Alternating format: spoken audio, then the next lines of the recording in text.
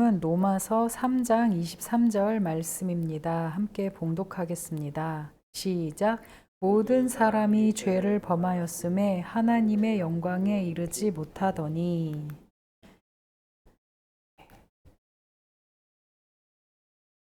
오늘 말씀은 모든 인간이 예수 그리스도를 믿어야 하는 이유에 대해서 함께 은혜를 나누려고 합니다. 그동안 제가 많이 이야기를 해왔었던 부분이기도 하고요.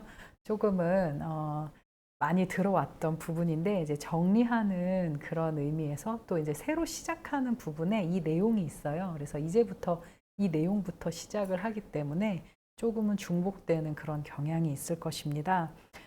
제가 이제 제가 쓴 책을 하고자 했잖아요. 그런데 그 책의 가장 주된 학자가 제임스 로더라는 학자예요. 근데 이제 이 학자가 기독교 교육학자입니다.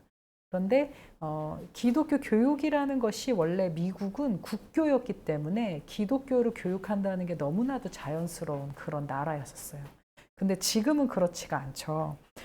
왜냐하면 1987년 미 연방 대법원 에드워드 대 아길라드라는 사람이 이제 그 재판에서 창조론과 진화론의 싸움이 있었습니다. 미국 공교육에서는요, 창조론은 종교일 뿐 과학이 아니기 때문에 창조론을 가르칠 수 없다라는 결론을 내리게 되었습니다.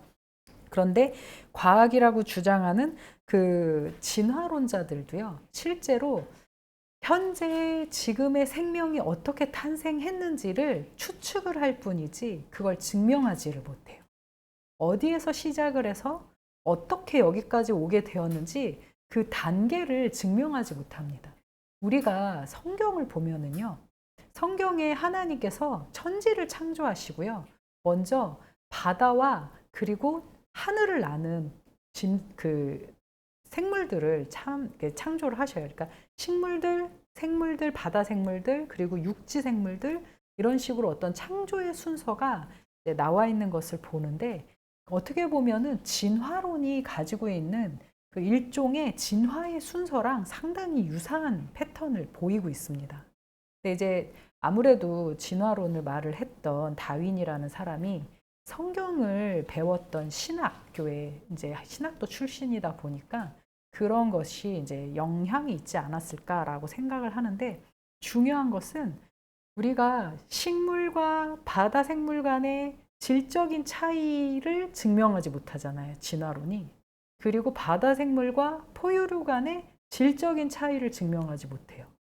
그런데 또 포유류 간에서 우리 인간의 일반 포유류들은 말을 못 하잖아요. 근데 인간은 말을 할 수 있어요. 이런 어떤 일종의 질적인 차이들, 지식과 학문을 배우고 이런 과학들을 우주까지 우주선을 쌓아 올리는 그런 과학들을 배울 수 있는 그 어떤 지능의 질적인 차이를 증명하지 못하고 있습니다.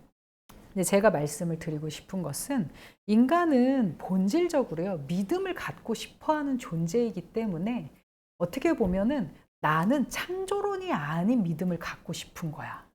진화론을 주장하는 사람들은요. 우리는 어떻게 보면 예수 그리스도, 창조주이신 하나님을 믿고 우리의 구원자이신 예수 그리스도를 믿는 거지만, 진화론자들은 그 반대편에서 창조가 아닌 것을 믿고 싶은 것 뿐인 거예요. 왜냐하면 그거 자체가 증명이 되지 않았기 때문에. 그런데 이렇게 이제 그 인간은 본질적으로 그 특성이요, 믿음을 갖고 싶어하는 존재이기 때문에 외부와 또 위를 향하는 지향성을 가진 존재이기 때문에 그렇지 않겠는가. 그래서 기독교인들은, 그리고 특히 믿지 않는 사람들이라 할지라도 이 세대는요, 믿음을 억압하는 세대입니다. 그래서 상당히 중립적이고, 우리는 믿음이 없어, 우리는 그런 비과학적인 종교라는 것을 믿지 않아 라고 말하면서 중립을 지향하지만, 실제로는 그들은 또 하나님이 아닌 다른 것을 믿는 존재들이다 라는 것을 저는 말을 하고 싶었던 거죠. 그래서 기독교 교육이란 무엇입니까? 많은 사람들이요, 이제 이렇게 미국의 연방의 그 대법원의 판결에 따라서 또 이렇게 세계가 과학이라는 것을 이름으로 중립적인 것을 강요하는 그런 세대에 접어들면서 사람들은 특히 미국에서는요, 이제 종교의 개혁, 기독교 교육의 종교의 교육, 기독교의 교육이라는 것이 종교의 교육으로 변화가 되어지고 도덕성을 강조하거나 어떤 믿음이나 이런 것들을 강조하는 것이 아닌 하나의 어떤 발달 단계에 따라서 인간의 어떤 최종의 아주 숭고한 자아 실현의 단계에 이르는 것을 기독교 교육이라고 생각하는 경향성이 생기게 되었습니다. 그런데 그 가운데 이제 제가 같이 함께 이야기를 하고자 하는 제임스 E. 로더라는 그 사람은요, 성령을 체험하고 난 다음에요, 자신이 연구하는 그 기독교 교육의 대상인 기독교는요, 본래적으로 삼위일체 하나님 그리고 예수 그리스도의 신성과 인성을 믿도록 교육하는 것이다 라는 것을 깨달은 거죠. 자신이 성령의 하나님을 만나고 난 다음에. 그래서 그 교육의 행위 안에는요, 실제로 우리가 이성으로 전달하는 지식도 있어야겠지만 성령 하나님이 계셔야 한다는 것을 그의 학문 세계 안에서 증명해 보이고 서술하고 싶었던 거예요. 그래서 그 부분들을 함께 강력하게 주장하면서 자신의 그 학문을 펼쳐 갔었는데, 그래서 저도 그 이론들을 이제 이론이라고 하면서 써 내려갔던 그의 이론들이 어떻게 보면은 사람들이 이해하기 난해한 이유가 이렇게 철저하게 예수 그리스도 삼위일체 하나님을 중심으로 한 그런 내용이었기 때문에 성령의 체험이 없이는, 어쩌면 성령이 없이는 이 분의 이론을 이해하지 못했던 그런 이유가 아닐까라는 그런 생각이 들고요. 그래서 이것을 중심으로 오늘날 이 시대에, 중립을 지향하는 이 시대에 정말 하나님의 성령이 계셔야 한다. 그렇다고 해서 제가 뭐 믿지 않는 사람들에게 강력히 주장한다는 그런 의미가 아니고요. 이제 뭐 그렇게 해서 믿어준다면 너무나도 감사한 일이지만, 우리 믿는 자들조차도 이 세계 속에서 일종의 분열을 일으키면서 살고 있잖아요. 세상은 없다고 말을 하는데 나는 하나님을 믿는 사람이야 라고 그렇게 일종의 믿는 자와 믿지 않는 자의 그런 분열을 경험하고 있는데, 그게 아니라 최대한 지금의 우리가 가지고 있는 지식과 마음과 뜻과 정성 모든 것을 동원해서 내가 하나님을 믿는다는 것이 이렇게 귀한 일이구나 라고 하는 일종의 교육을 지향하면서, 이 여정이 언제까지 이루어질지는 모르겠지만 그 긴 여정을 지나가고자 합니다. 이게 서론이었어요. 죄송합니다. 이제 그런 말 하면 안 된다 그랬는데, 모든 인간이 예수 그리스도를 믿어야 하는 그 제목에서 첫 번째 나눌 묵상할 주제는요, 첫 번째로 존재론적인 이유가 있기 때문에 모든 인간은 예수 그리스도를 믿어야 합니다. 이제 인간은요, 존재론적으로요, 사중성을 가지고 있어요. 요새 폴더블이라는 폰이 나와가지고 폴드라는 개념이 되게 쉽게 이해가 되는데, 한 겹, 두 겹, 세 겹, 네 겹으로 쌓여진 그런 사중의 포폴드라는 그 존재를 설명을 합니다. 제임스 로더는요, 존재란 되다라는 의미를 담고 있어요. be, to be잖아요. 그리고 이제 그것이 being으로 이제 그 영어로는 설명을 하고 있잖아요.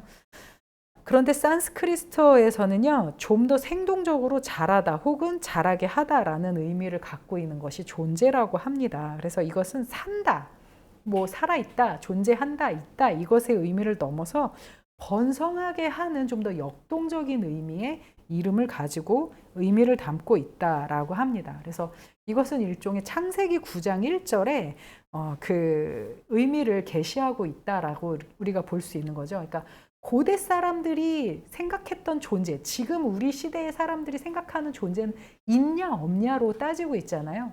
그런데 고대 사람들은 우리는 당연히 있어. 그런데 좀 더 우리는 더 위의 것을 지향하는 존재다라는 것을 생각했던 거죠. 좀 더 본질적인 것에 다다르는 거죠. 근데 우리는 지금 현재 물질 중심적인 시대에 살고 있잖아요. 그래서 이렇게 우리가 존재라는 것 자체를 이 시대에 국한된 물질 위주적인 그런 사고방식으로 생각을 하면 우리는 우리의 존재를 온전하게 이해할 수가 없습니다. 그래서 인간은 알려진 만큼 자기를 의식하는 존재다. 인간이 된다는 것은요, 그의 존재를 존재 자체에 개방하는 것이다 라고 제임스 로더는 말합니다. 이제 철학자다 보니까요. 존재 자체에게 자기를 개방한다라는 것은요, 바로 이 첫 번째 나오는 존재는 예수 그리스도, 성령 하나님, 그러니까 우리 일종의 삼위일체 하나님이라는 보이지 않는 그 큰 존재에 자기 자신을 개방할 때, 마음을 열어서 그분을 하나님으로 구원자로 받아들일 때, 그때의 진정한 인간이 인간의 창조되어진 목적대로 이루어지는 존재가 되는 것이다 라고 이야기를 하고 있습니다. 그래서 이 존재의 모순을 저는 한 번 더 짚고 넘어가고 싶습니다. 우리 현대사회에서 존재를요, 객관적이고 과학적으로 명백하게 존재하지 않는 것, 있지 않는 것은 존재하지 않는다라고 규정하려고 합니다. 그러면서도 사람들은요, 미래를 알고 싶어 하고 다양한 형태의 신을 찾아서 자신의 마음의 불안함을 달래곤 하는 거죠. 그렇게 객관적인 것이 존재한다고 주장을 하면서 미래를 알고 싶어서 타로 카드를 찾아가고 점쟁이를 찾아가고, 또 혹은 어떤 사람은 다른 우상을 섬기기도 하고, 이런 모습을 우리가 볼 수 있다는 거죠. 그러니까 그런 걸 보면은 실제로 그 사람들이 기독교라는 그 종교를 믿는다는 것에 대해서 말하기 이전에 자기 자신이 누군가에게 의존하고 싶어하는 존재라는 것을 본인 자신이 자각을 해야 된다라는 것입니다. 그래서 우리가 이 존재를 좀 더 이제 명확하게 규명할 필요가 있는데, 이 존재는 네 가지의 겹으로 이루어진 존재라고 볼 수 있고, 저는 그것을 더 확장시켜서 차원으로 말을 하고 있습니다. 그래서 로더는요, 존재의 사중성을 이야기를 하고 있어요. 그래서 존재의 사중성에 가장 첫 번째로 무엇으로 구성이 되어 있느냐, 우리가 살아가는 세계로 구성이 되어 있고요. 두 번째는 우리 자신, 자아, 혹은 그리고 허무, 죽음, 그리고 홀리, 삼위일체 하나님으로 이렇게 네 가지의 사중성으로 구성이 되어 있다라고 말을 합니다. 자, 우리가 이렇게 보면요, 지금 현재 이 장소가 우리가 살아가고 있는 세계예요. 거기에 우리가 있죠? 그런데 그런 우리에게 계속 틈입해 오는 것이 무엇입니까? 시간이 지나고 있어요. 우리는 몇 초, 몇 분 시간이 지나감에 따라 우리는 늙어가고 있어요. 그래서 그 보이드, 허무, 죽음이 우리를 향해 계속 다가오고 있어요. 그런데 그것이 지금 현재 우리가 살고 있는 세계에 예수님을 믿지 않는 사람들이 갖고 있는 세 가지의 세 겹의 차원인 거죠. 그들이 정말 하나님을 믿지 않기 때문에 이 세 가지 차원 안에서만 그들은 살아갑니다. 그런데 우리가 현재 바로 예수 그리스도 삼위일체 하나님을 믿고 있잖아요. 그런데 그 하나님을 믿는 그런 우리의 그 믿는 순간 안에 새로운 차원인 홀리라는, 거룩이라는 세계가 열리게 되어진다라는 것입니다. 이 네 가지의 사중성, 존재의 사중성을 이야기를 합니다. 그런데 이제 혹시 이 사건을 이제 제임스 로더라는 사람을 알고 있는 사람들이 제임스 로더가 조용기 목사님을 만났다라는 이야기를 하면은 아마 깜짝 놀랄 거예요. 이제 조용기 목사님이랑 제임스 로더가 한번 만났었어요. 네, 그때 이제 연세대 이 책이 트랜스포밍 모멘트라는 책이 만들어질 때는 1981년도에 나왔었거든요. 근데 그 출간을 할 때엔 제임스 로더가 폴드라는 사중성으로 표현을 했는데요. 1990년대에 들어서서 연대 목회자 학위 세미나라는 곳에서 강의를 하게 됩니다. 그때 이 폴드가 디멘전으로 바뀌어요. 4차원으로 바뀌어요. 그래서 사중성에서 4차원으로 바뀌는데, 그때 이제 원래 처음에 조윤기 목사님이, 박문옥 교수님이죠. 저희 이제 은사님이신 박문옥 교수님이 제임스 로더라는 학자가 목사님을 만나고 싶어 하신다. 그랬더니 나 바빠서 못 만난다. 그렇게 얘기를 하셨대요. 조윤기 목사님이. 그랬더니 이제 박문옥 교수님이 대학자인데 되게 만나기 힘든 사람인데 그런다고 되게 좀 싫은 티를 내셨었나 봐요. 그랬더니 조윤기 목사님이 같이 만나신 거예요. 같이 이야기를 하시면서 만나는데 무슨 이야기를 하셨는지는 이제 잘은 모르겠지만 그때의 이제 연세대 목회자 학위 세미나에서 제임스 로더는 이렇게 말해요. 내가 말하는 인간 존재의 사중성, 이 4차원은 기하학적인 표현에서 현재의 차원과 다른 차원을 말하는 것은 아니다 라고 하면서 나는 조윤기 목사하고는 다른 그런 라인이다 라고 이야기를 했던 것 같아요. 그러니까 이제 노골적으로 조윤기 목사와 같은 라인이고 다른 라인이다 라고 이야기를 했던 것이 아니라 내가 조윤기 목사를 만나보니까 그가 말하는 것은 영적인 세계가 보이지 않는 차원으로 우리 위에 더 위에 존재하고 마치 3층천처럼 존재를 하고 영적인 세계가 우리의 이 현 시대의 세계를 다스리고 있다라고 그렇게 말을 하는데 내가 말하는 것은 그런 의미가 아니야 라고 하면서 연세대 목회자 세미나에서 그렇게 강의를 해요. 그런데 저는 이제 로더의 이론을 반대하는 것이 아닌데 오히려 그것을 좀 더 적극적으로 우리 안에 차원의 개념을 다른 차원의 개념을 가지고 와서 끌어와서 로더의 이론을 우리의 신앙 가운데 적용을 한다면 더 역동적인 변화, 그가 말하는 트랜스포밍한 아주 변형의 역동성이 강력하게 되어질 것이다 라는 생각에 저의 책에서는 이 변화를 사중성을 4차원으로 변형을 시켰습니다. 왜냐하면 우리가 믿는 하나님의 영은 보이지 않는 영역이고 믿음의 영역이기 때문입니다. 그것이 인정되지 않는다면 우리의 믿음이라는 것이 출발할 수가 없어요. 믿음은 대상을 향한 신비의 영역에 대해서 우리의 이성으로 그것을 수용할 수 없는 부분에 대해 이성을 넘어서는 것을 우리가 인정하는 것이 믿음인 거거든요. 그런데 우리가 다 알고 있는 그 존재이고 다 지금 현재에도 같이 우리와 함께 있는 이런 책상이나 이런 컴퓨터와 같은 존재가 하나님이 될 수는 없는 거잖아요.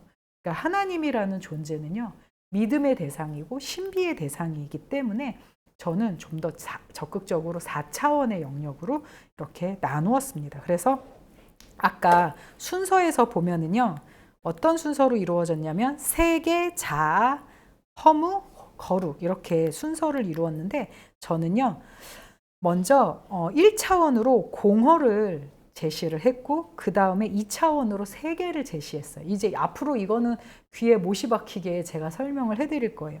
그리고 3차원의 존재로 자아를 이야기를 했고요. 그리고 그 차원을 넘어서는 위에 계시는 존재인 거룩이라는 존재로 소개를 합니다. 그래서 이제 자아가 그 중심이죠. 이게 자아가 중요하다라는 것을, 인간이 중요하다라는 것을 표현하려고 하는 것이 아니라 이것을 지금 인식하고 느끼는 존재가 자아인 거예요. 공허가 일방적으로 자아를 향해서 틈입해 오잖아요. 죽음이 일방적으로 자아를 향해 틈입해 오는데, 근데 그 자아가 지금 현재 어디에 거처하고 있냐면 세계 가운데, 우리가 살고 있는 이 세계 가운데 서로 상호작용하면서 존재하고 있습니다. 이 세계는 근데 2차원적이에요. 평면적이고 중립적이에요. 자아는 그 자체가, 자아가 존재하기 때문에 제가 말씀드리고 싶은 것은 인간이 존재하기 때문에 시간이 존재해요. 그렇죠? 우리가 과거와 현재, 미래라는 것을 나누는 거는요. 조상이 있고 우리가 있고 우리의 후손이 있기 때문에 과거, 현재, 미래가 나눠지는 거예요. 근데 이 지구상에 만약에 인간이 없다고 한번 상상을 해보세요. 이 지구상에 있는 시간은요, 무한히 계속 그냥 반복하는 것 뿐이에요. 그렇지 않겠어요? 인간이 있기 때문에 역사를 만들고 과거와 현재와 미래가 있어요. 그래서 제가 인간이라는 존재를 왜 3차원으로 이야기를 하냐면 시간이라는 것을 중심으로 인간은 과거와 현재, 미래, 이 공간성 안에서 어떤 시간의 의미를 만들어가는 존재라는 거죠. 그런데 4차원은요, 어떤 영역이냐면요, 영원의 영역이에요. 시간과 공간을 초월한 영원의 영역이기 때문에 바로 그곳에 계시는 분이 우리 삼위일체 하나님이다. 그래서 이 화살표가 위에서 아래로 내려오는 것은요, 은혜와 임재입니다. 성령 하나님의 은혜와 임재 그리고 계시가 없이는요, 자아는 이 3차원의 세계 속에서 하나님이라는 존재를 올바로 알 수가 없어요. 그리고 자아는요, 여기 안에서 거룩, 하나님을 향해 지향을 합니다. 그런데 제가 여기에서요, 아주 중요한 사실을 말씀을 드리고 싶은 것은요, 자아는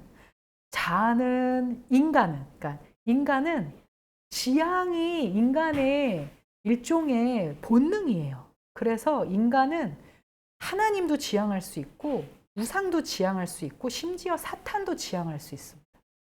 인간이 또 타인을 지향하기도 하잖아요. 우리가 아이돌을 막 열광하고 막 그러잖아요.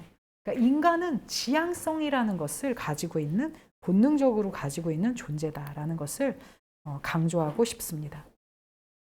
두 번째로 함께 나누고 싶은 주제는요, 모든 인간이 왜 예수 그리스도를 믿어야 하는가? 인간이요, 죽음을 직면하면요, 예수님을 왜 믿어야 하는지 그것이 보이게 된다라는 것을 강조하고 싶어서였습니다. 죽음은요, 질병입니다. 키에르케고르가 한 말이었어요. 키에르케고르의 죽음에 이르는 병에 키에르케고르가 주장하는 것을 그 책 한 권을 짧게 요약을 한다면요, 인간은 유한한 육체와 무한한 영이 함께 있는 종합된 존재이다. 이 신테제라는 말은요, 이제 헤겔을 저항해서 하는 그 말이었었는데, 이제 헤겔은요, 변증법에 의해서 정과 반이 합쳐져 가지고 차르게 한 덩어리처럼 정과 반이 합쳐져서 합이 되는 거예요. 그쵸? 그런데 현재 이 키에르케고르가 말하는 질적 변증법이라는 것은 인간의 육체가, 유한한 육체가 있잖아요. 그런데 인간의 무한한 영이 동시에 합쳐지지 않고요, 긴장성을 유지하면서 동시에 존재하는 합으로서의 종합을 의미합니다. 그래서 이게 질적 변증법인데요. 그래서 그런 인간은요, 모두가 죽는 거예요. 존재 자체가 공통적으로 모두가 죽습니다. 그런데 그 죽음에 이르는 그 병의 원인은 무엇이냐면 바로 죄입니다. 그런데 인간은 죽지만 죽지 않는 존재다. 왜냐하면 영으로 살아나는 존재이기 때문에. 그래서 예수 그리스도께서 나사로가 죽었다라는 소식을 들었을 때 나사로를 향해 가면서 이 병은 죽을 병이 아니니라. 실제로 나사로를 부활시키셔서 예수 그리스도께서 이 병이 죽을 병이 아니니라 라고 말을 했지만 이게 키에르케고르의 책에 나오는 내용이거든요. 그런데 중요한 것은 나사로라는 사람뿐만이 아니라 모든 사람들이 너희가 나를 믿으면 죽어도 살겠고 영원히 살아서 나를 믿는 자는 영원히 죽지 아니하리라 라는 그 하나님의 말씀을 이제 우리에게 하고 있는 거죠. 키에르케고르는 인간이라는 존재가 한 번 죽지만 결국에 영원히 죽지 않는 영을 가진 존재다라는 것을 강조하고 있습니다. 그래서 인간은 영원히 죽지 않는 진정한 영원한 생명으로 들어가기 위해서는요, 제3의 요소가 필요한데, 그러니까 그 책에서 더 서드 텀이라는 그 용어를 써요. 그런데 제3의 요소는요, 바로 성령 하나님입니다. 그래서 성령에 의해서 인간이 질적으로 도약을 해야 진정한 존재의 완성을 이룰 수 있다. 그러니까 이제 이게 철학적인 표현을 하는 거죠. 그러니까 예수 그리스도를 믿으면 구원을 받고 영생을 얻는다라는 이 표현을요, 철학적으로 제3의 요소에 의해서 질적으로 도약됨에 따라 인간은 완전한 존재가 된다라는 그런 표현을 철학적으로 하게 된 것입니다. 그렇게 이제 인간이라는 그 존재를 왜 예수 그리스도를 믿어야 하는가? 이건 어떻게 보면 세상의 사람들을 향해 키에르케고르가 쓴 책인 거죠. 그래서 너희가 죄라는 그 병에 걸렸기 때문에 너희는 죽음에 이르는 존재인 것이다 라고 그렇게 강조를 한 거죠. 그러니까 우리가 어떻게 보면은 죄를요, 행위의 죄로 생각하는 경향이 있잖아요. 그런데 죄는요, 근본적으로 우리가 이제 오리지널이라는 표현을 쓰잖아요. 이제 프로이드도 오리지널 뭐 디스팅트 해가지고 원시 욕구 막 이런 식으로 표현을 하잖아요. 이제 원시라는 표현을 쓰는데 이 원시인의 원시가 아니라 최초의 그 오리지널이라는 그것이 인간을 죽음으로 일으키는 것이 바로 죄라는 거죠. 그러니까 우리가 이 죄의 행위적인 그런 죄뿐만이 아니라 우리는 항상 기억해야 하는 게 오리지널 신 해가지고 원시적인 죄, 최초의 죄를 우리는 항상 기억을 해야 합니다.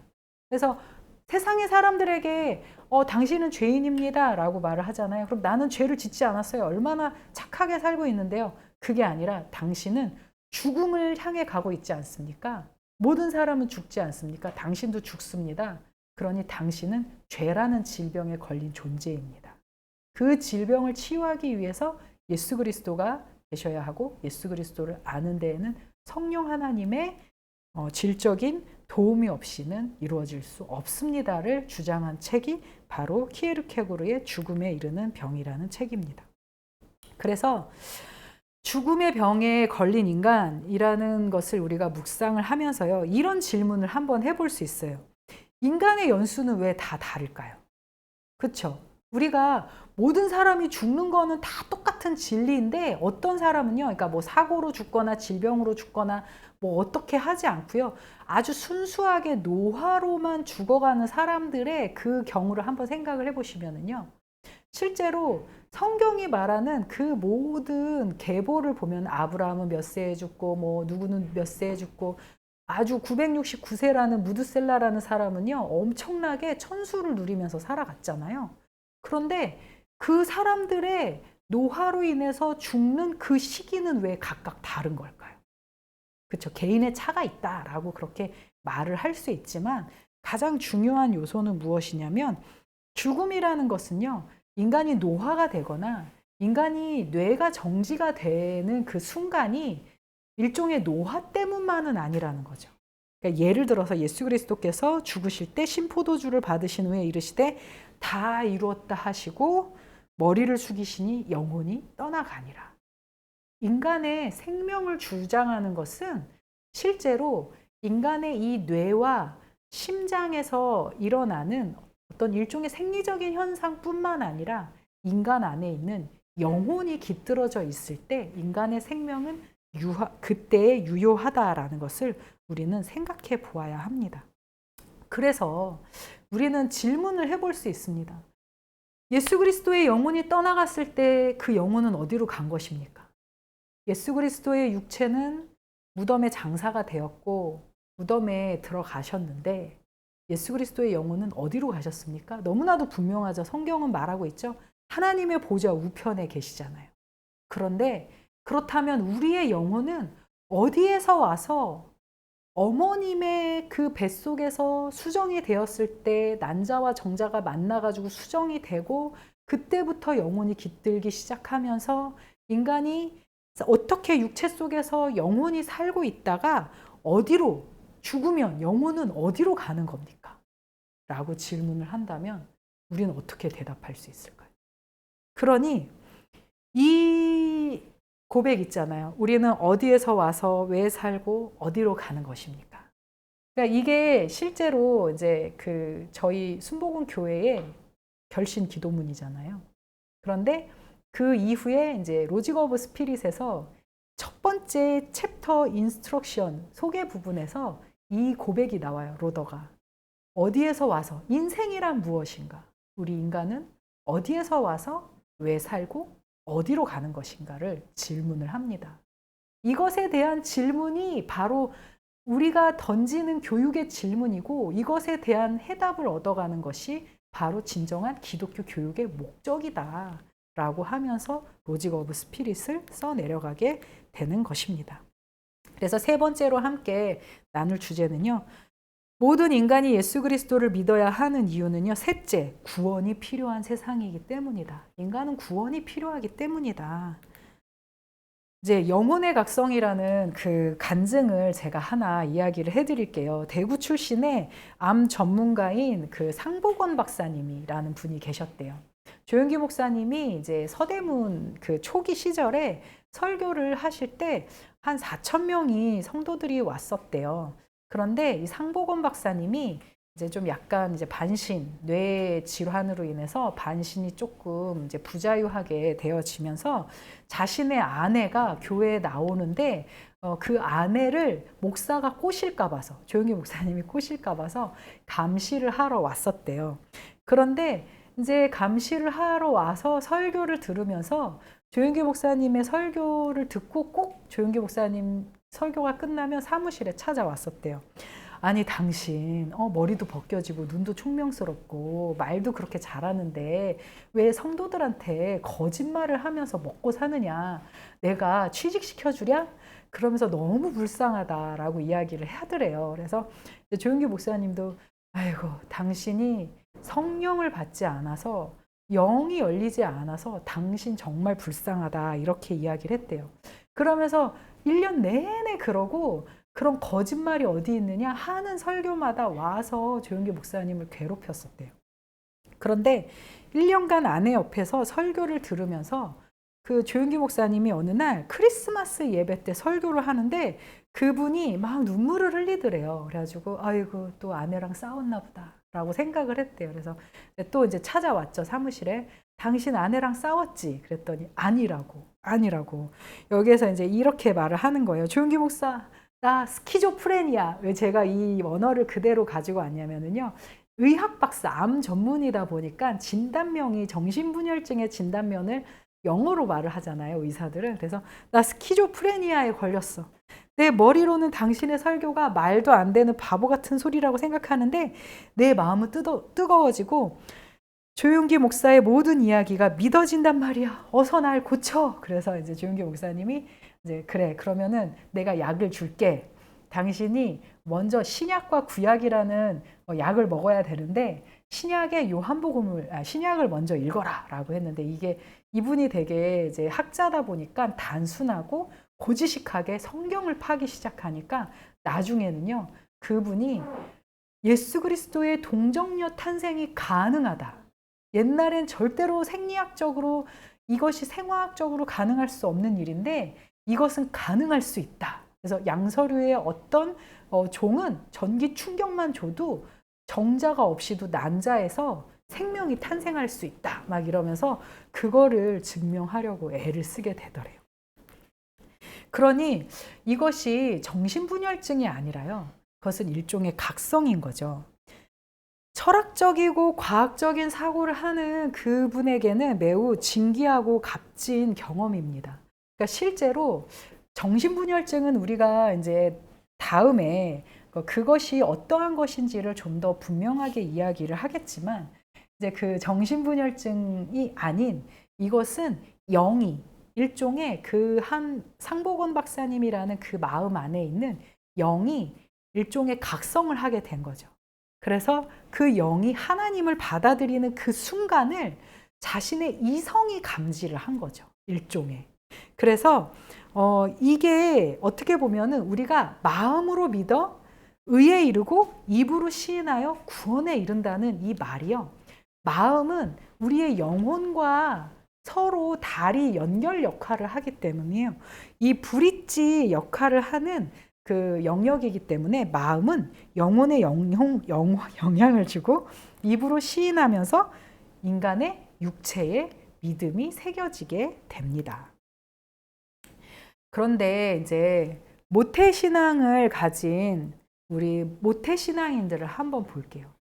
그래서 왜 이렇게 모태가 아닌 나는 모태부터 모태라는 그런 신앙인의 딜레마를 제가 이제 이야기를 하는 거는요, 모태 신앙인들이 보통 자기 자신이 이런 상복원 박사님과 같은 영혼이 각성하는 경험이 없기 때문에, 그래서 내가 믿음이라는 것을 선택하는 문제다라고 생각하는 경향이 있습니다.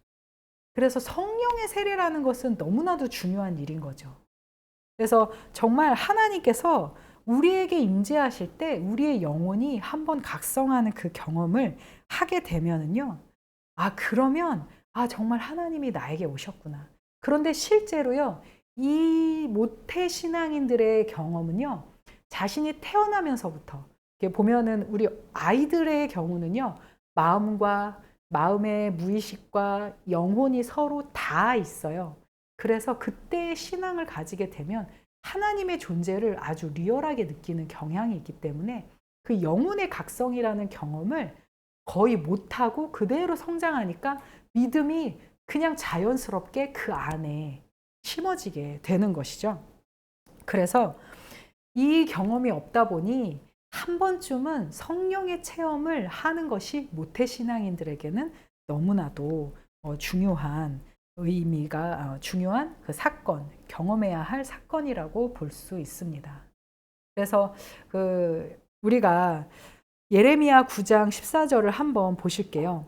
이제 우리가 영혼의 각성을 느끼지 못했다고 해서 내가 하나님을 믿었던 그 순간이 분명하게 나에게 느껴지지 않았다고 해서 내가 하나님을 믿지 않는 것 아닌가라고 그렇게 생각할 것이 아니라 이미 그 마음 안에 하나님을 인정한 그 경험이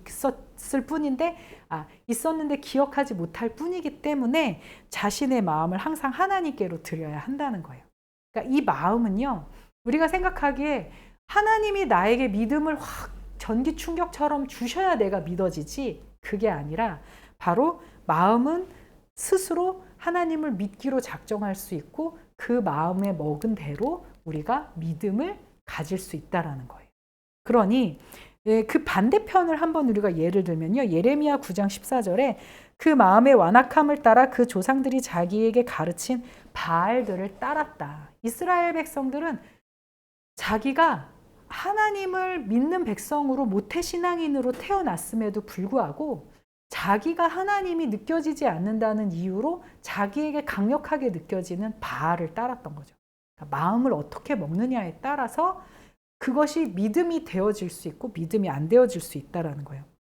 마음이 완악하여 공의에서 멀리 떠난 너희여 내게 들으라. 이사야서 46장 12절에 하나님의 뜻을 쫓으려고 작정하고 마음으로 작정하지 않으면요, 그 믿음도 그리고 하나님을 향한 헌신도 어려울 것이다 라는 거죠.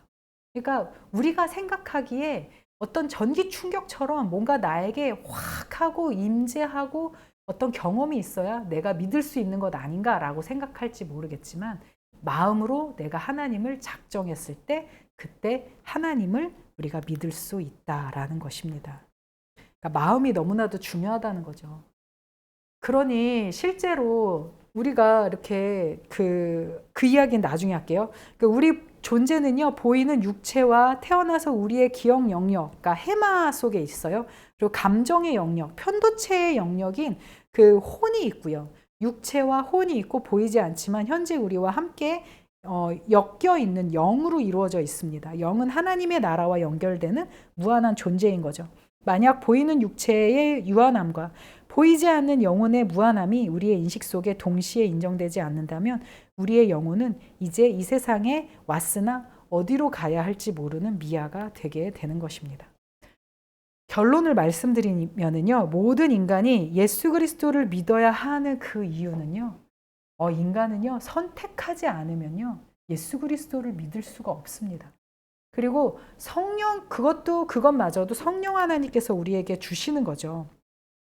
즉 믿음은 로마서 10장 17절에 믿음은 들음에서 나며 들음은 그리스도의 말씀으로 말미암느니라 라는 이 말씀처럼 실제로요, 우리가 복음을 들었기 때문에 하나님이신 예수 그리스도를 믿을 수 있는 것 아니겠습니까? 얼마나 감사한 것입니까? 우리가 그 복음을 들을 수 있는 환경 가운데 태어났으니까 하나님을 믿게 된 거죠.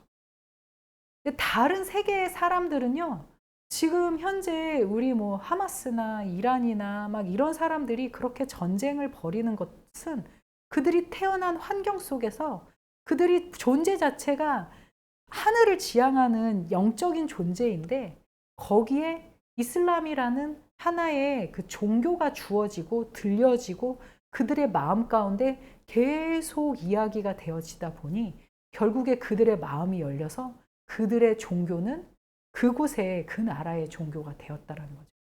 제가 말씀을 드리고 싶은 것은 인간의 영혼이라는 것은 인간의 마음, 소위 인간의 영혼과 연결되어진 인간의 마음이라는 것은 이렇게 무섭습니다.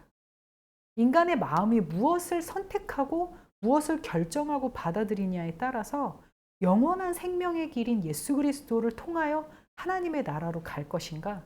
아니면 전혀 진짜 유사한 그런 이단이나 다르기의 끝단으로 예수 그리스도라는 이 문을 통하지 않고 이상한 데로 빠져 들어갈 수 있는 그런 차원이라는 거죠.